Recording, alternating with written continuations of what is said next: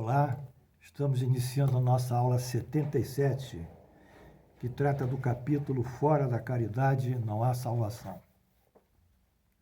Minha cordial saudação para todos os alunos e os que me veem aqui. Bem, na aula passada nós falamos da parábola do bom samaritano. Eu vou fazer uma retrospectiva rápida dela, porque eu tenho que encaixar o texto de hoje em cima do texto da aula anterior. Qual é a parábola?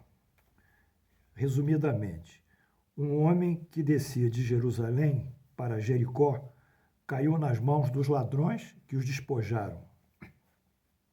Encheram-no de feridas e fugiram, deixando-o quase morto. Ora, aconteceu que um sacerdote desceu pelo mesmo caminho. Mas quando viu o homem ferido, passou bem longe.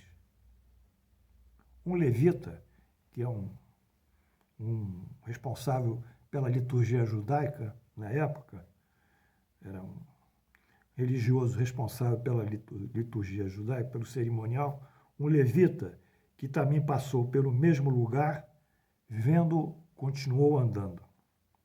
Um samaritano, porém, que vinha em viagem, chegando ao lugar onde estava esse homem e, tendo-o visto, sentiu compaixão. Aproximou-se dele, tratou suas feridas com azeite e vinho e as enfaixou. Em seguida, colocando-o sobre o seu cavalo, levou-o a uma hospedaria e tomou conta dele. No dia seguinte, pegou 2 denários e deu-os ao dono da hospedaria, dizendo-lhe: cuida bem deste homem, e tudo que gastares a mais eu te restituirei quando voltar. Aí Jesus indaga ao doutor da lei que estava questionando ele: qual desses 3 te parece o próximo daquele que caiu nas mãos do assaltante? O doutor da lei respondeu: aquele que foi misericordioso com ele. Jesus então disse: vai e faz o mesmo. Bem, essa parábola, ela suscita aqui uma série de notícias históricas sobre os samaritanos, já que o samaritano é o homem que usou de misericórdia e de caridade. Vamos ver. Os samaritanos. Durante o governo do rei Salomão, as 12 tribos que correspondiam aos 10 filhos do patriarca Jacó e mais 2 filhos de José, outro patriarca, se uniram constituindo o reino de Israel, essas 12 tribos. Após a morte do rei Salomão, esse reino sofreu uma ruptura. O reino de Jerusalém reduziu-se a 10 tribos, cuja capital é Samaria, no norte. E o de Judá, que foi o novo reino, a 2 tribos, com a capital em Jerusalém, ao sul. Os samaritanos naturais da Samaria entraram em conflito, por razões políticas, com o reino de Judá, em Jerusalém, e transformaram essa questão política numa questão religiosa. Ou seja, deixaram de ir ao grande templo de Jerusalém, criaram um local próprio de adoração, o Monte Gerizim, era um monte, e admitiram apenas os 5 livros de Moisés como texto religioso, desconsiderando os demais livros, inclusive o livro dos profetas. Então, houve uma dissidência e surgiram os samaritanos com uma religião, com a sua própria ortodoxia. A partir disso, surgiu uma inimizade entre os judeus e os samaritanos. Mais séria. A inimizade entre os judeus e os samaritanos era uma constante. Não se falavam, discriminavam-se mutuamente.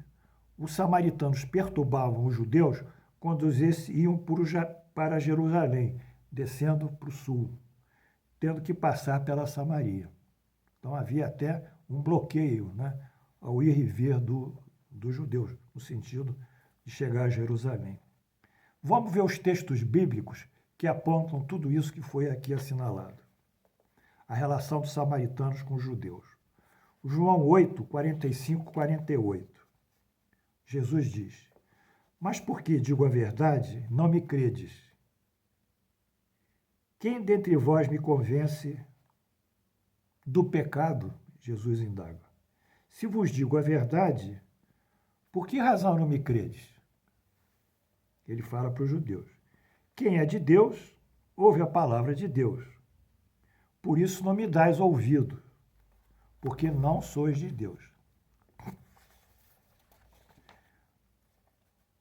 Responderam, pois, os judeus: porventura, não temos razão em te dizer que és samaritano e tens demônio? Quer dizer, samaritano era um adjetivo pejorativo nesse momento, depreciativo. Essa foi João 8. João 4, 6.9. Estava ali a fonte de Jacó, Jesus, cansado da viagem. Apresentou-se junto a ele, a fonte, por volta da hora sexta. Assentou-se junto da hora sexta na fonte. Nisto veio uma mulher samaritana tirar água. Disse-lhe Jesus: dá-me de beber, pois seus discípulos tinham ido à cidade comprar alimentos. Então lhe disse a mulher samaritana: como sendo tu judeu, para Jesus, porque ele era judeu, como eu disse aqui, no contexto histórico, é judeu, ele não era egípcio, não era persa, não era etíope, não era romano, não era grego, era judeu, estava ali. E a samaritana diz: como sendo tu judeu, aponta para Jesus, pede de beber, que sou mulher, a minha mulher samaritana. Não era possível isso. Não é? Isso aí está em João 6.9, a situação da relação deles com Lucas 9, 51, 53. E aconteceu que, ao se completarem os dias em que deveria ele ser assunto ao céu, quer dizer, os dias que Jesus subiria ao céu, Assunção, manifestou no semblante a intrépida resolução de ir a Jerusalém. Queria ir a Jerusalém. E enviou mensageiros que o antecederam. Indo eles, entraram numa aldeia de samaritanos para lhes preparar pousada. Mas não o receberam, porque o aspecto dele, Jesus, era de quem decisivamente ia para Jerusalém. Era do judeu. Então, os samaritanos bloquearam o trânsito dele. E, finalmente, em Mateus 10.5, temos esse texto. Isso é muito importante. Mateus 10.5. A este 12, são os apóstolos, enviou Jesus, dando-lhe as seguintes instruções: não tomeis o rumo dos gentios, dos pagãos, nem entrei nas cidades dos samaritanos, mas, de preferência, procurai as ovelhas perdidas na casa de Israel. Bem, nós vimos aqui a dissidência e a discriminação mútua entre judeus e samaritanos. Mas Jesus traz essa parábola e coloca o samaritano, que, diferentemente do levita, que é judeu, e diferentemente do sacerdote, que é judeu, pratica a caridade.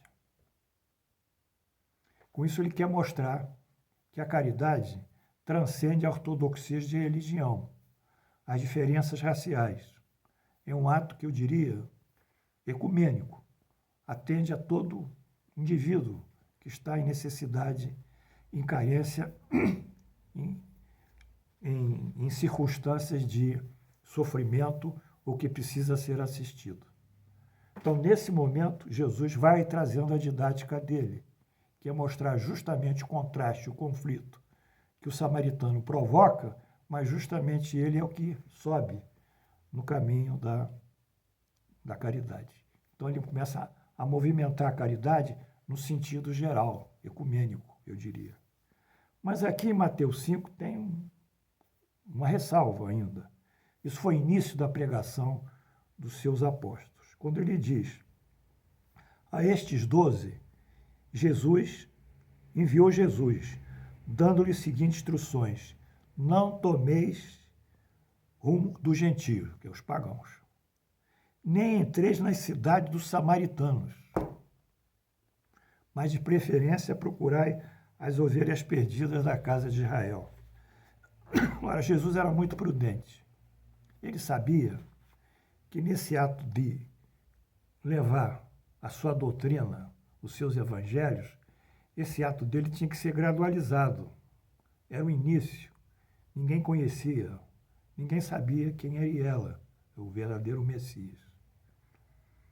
Então ele prudentemente não vai nos pagãos, que são materialistas, e vão soprar aquilo que os apóstolos poderão pregar. E não vai nos samaritanos, porque os samaritanos eles mesmos vão rejeitar os apóstolos, porque os apóstolos eram judeus. Então ele prudentemente aguarda o momento em que o samaritano realmente haverá conversão em outros capítulos, em outros versículos aqui do nosso evangelho, haverá conversão desses samaritanos, que Jesus os converterá. Mas eu quis trazer isso a vocês hoje, porque nesse momento Jesus nos ofereceu a sua didática, que é o choque, o contraste, em que a caridade vai consagrar a igualdade do direito para todos, e da liberdade de consciência e de crença e de religião. Isso nós veremos aprofundadamente na próxima aula, tendo por base o nosso Livro dos Espíritos, em alguns capítulos que tocam desses assuntos. Portanto, a parábola do samaritano ficou aberta para vocês.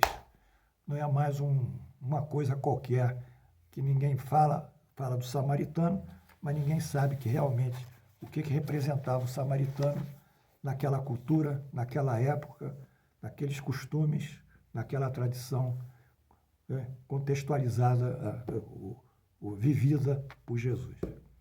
Que Deus nos abençoe, saúde, paz. Amanhã nos voltamos com a didática de Jesus sobre a caridade.